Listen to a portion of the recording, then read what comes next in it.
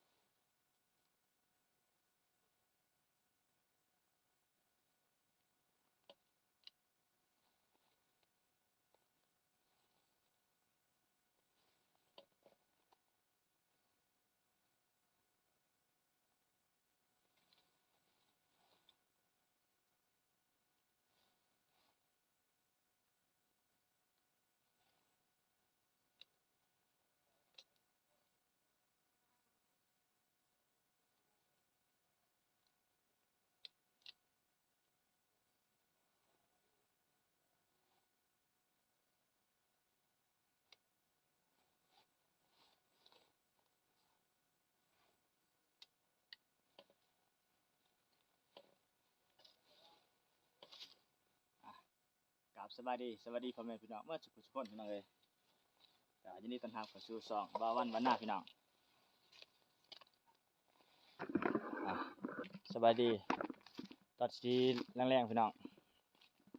ก็ตอนนี้บ่าววันก็ได้ไปหาลัดแรงพี่น้องมื้อนี้เข้าป่า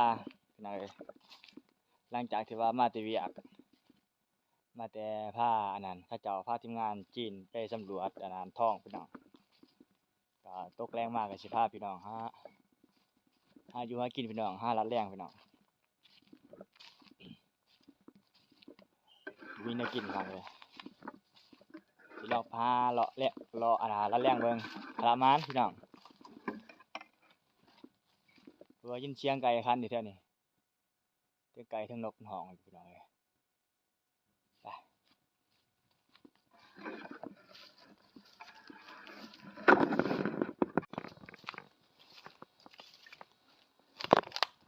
เดี๋ยวเราจะย่าง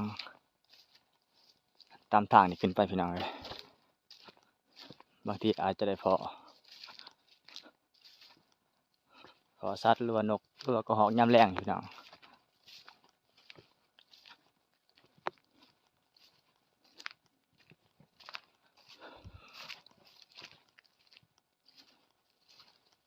ซึ่งเฮาได้มาปลาก็ได้2คืนแล้วพี่น้องเอ้ย2มื้อแลง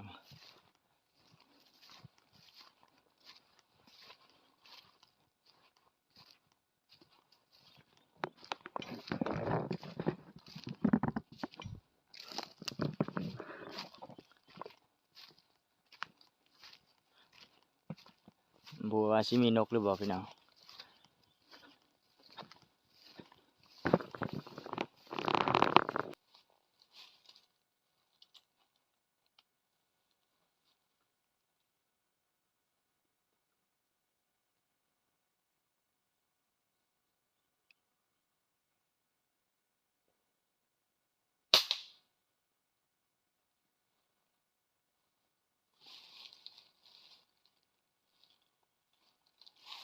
จับกกนี่พี่น้องนกจับกกนี่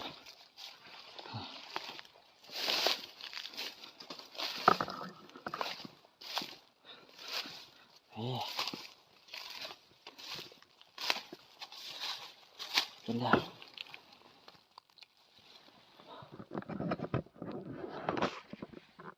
นกแซ่บพี่น้องนกแซ่บตัวดำ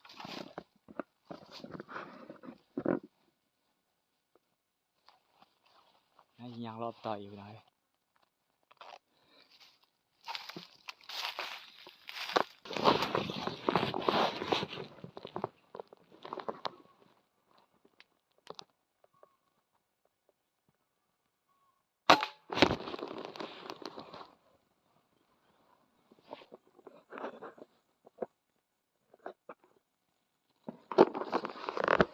อ้าวพี่น้อง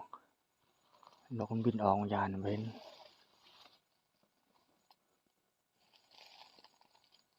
ตัวของใหญ่พี่น้องเอ้ย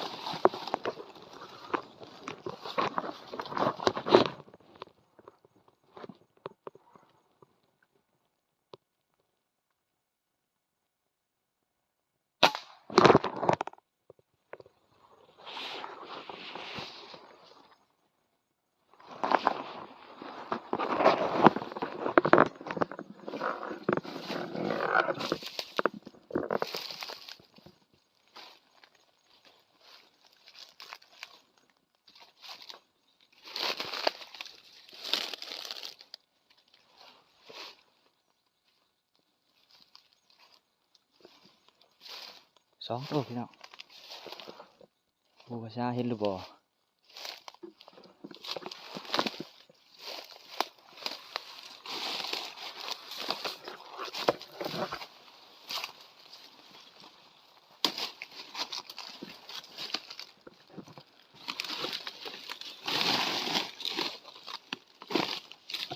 อ้าว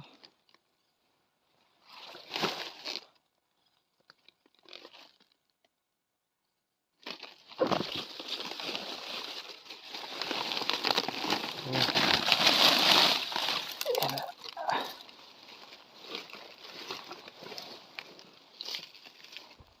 เดี๋ยวยังอีกตัวหนึงพี่น้อง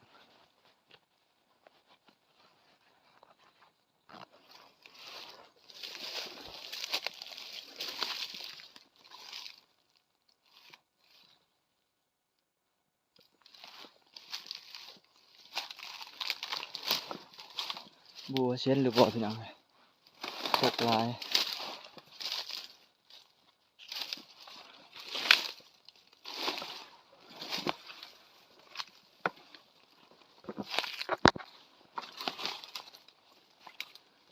ตกมานี่พี่น้องเลยโอ้เช่นอยู่บริคือหกแต่ข้างไหน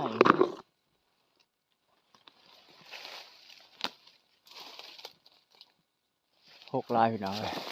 มันจับที่ถึงมันงามเลยตกสิตกหนาจะตกแค่นี้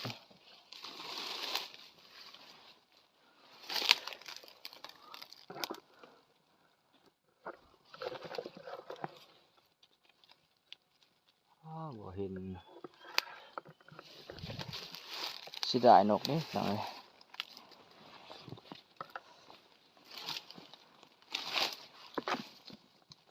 ยิงมันได้2โต๊ะพี่น้องเห็นเห็นตัวหนึงเว้นตัวหนึงพี่น้องมันหกหลายหกแถวหกว่าสิได้นกเว้ยมันจับอยู่หลายเนาะแต่นะไปเดี๋ยวสิย่างขึ้นไปถึงบนต่ออีกพี่น้อง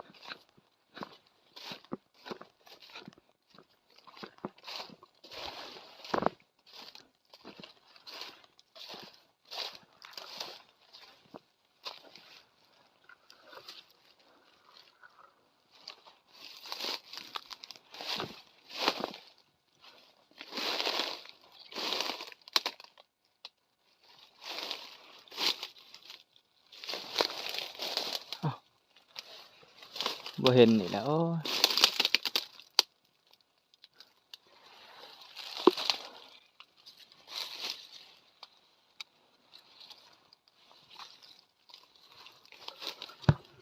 โอ้ยยานบินลงนี่จับมา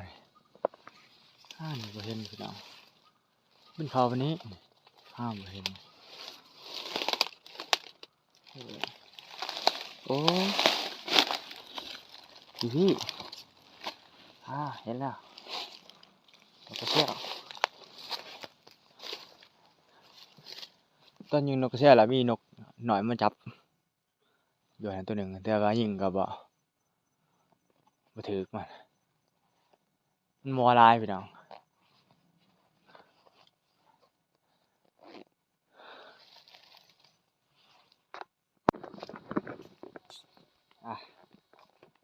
ค่ำแล้วพี่น้องเอ้ย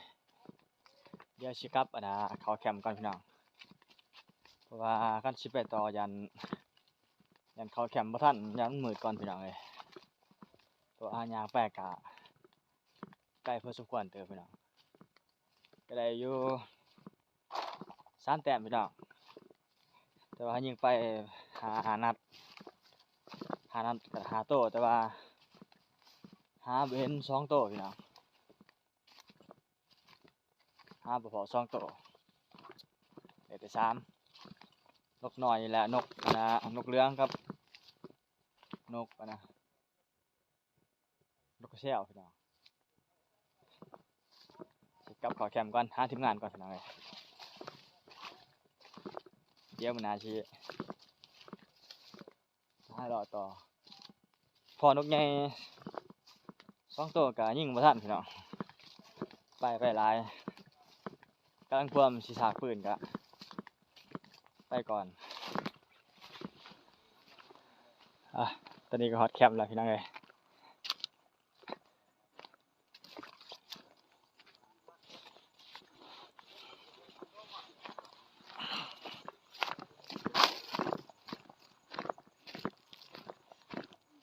เดี๋ยวจะเข้าไปแคมป์ก่อน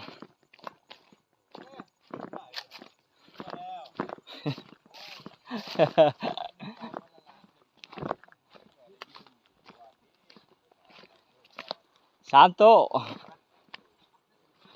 นกน้อย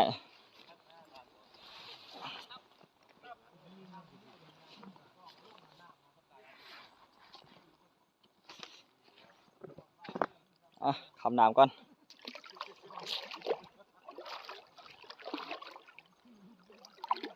โอ้ตะหยาบมือกัน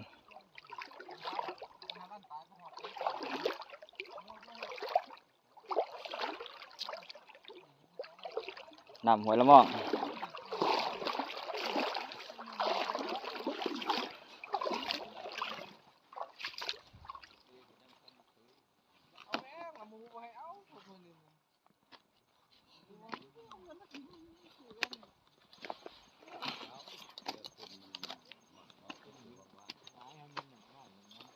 หายิงนกน้อยเรียนยิงบ่เห็นสองโต บ่เห็นดอกโต เออ เซียวอ่ะ นกแซ่นกแซ่ ลอง ตั แด ว ดมึงจากบ้านมึงเนาะ เขาลำกล่องได้ ฮะน้ำกองละ เออมีแต่ บดแต่ได้ บ่มีแต่ยิงเลย ยิง นั่น เลย บ่หางตัวนี้ขึ้นนี่หางตัวนี้ขึ้นยิงเลย เด้อเอาตัวปูดดิปูดดิ โอ้บ่ถือดอกเขาบนทางโอ้ยมันถึงต้นเมื่อต้นนาโยเรื่องปูด เอ้ยคนติเล่นผัวเด้ยิ่งเก่าบาทนึง2ตู้ไว้บ่ โอ้ยยิง5 บาท เอาขี้พุ่นอ้าวไปถึงสิล่ะ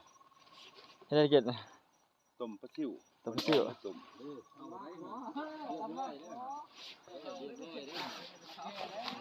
ชีสกินแล้วซะ โอ้ยชี้มือบ่ธรรมดาแล้วซั่นเนาะ ล่าสุดนะ น้ำเปล่าต้นไม้กับคนนึงน้ำเปล่าต้นไม้คือได้ ท่านว่ากายหันให้คักทหาร ฮะ ท่านให้คักทหาร ทายเลยคือเนาะ เฮ้ยมึงทายเอาตะกูนอนเจอเขากูขี้ขาดนะฮะ